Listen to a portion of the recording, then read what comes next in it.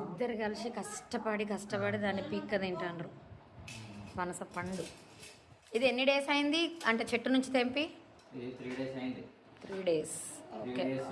తట్టు బొంతలో పెట్టేసి అంటే గాలి తాకకుండా మగ్గనియాలి దీన్ని.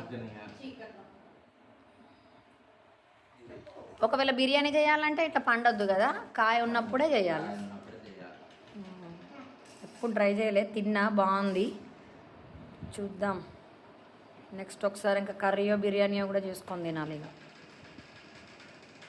ప్రశాంత్ అయితే తినే ఉంటావు ఆల్రెడీ ఎన్నోసార్లు కదా.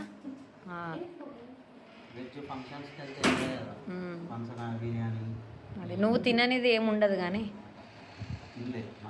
అన్నీ ట్రై చేస్తాడు మా ఆయన.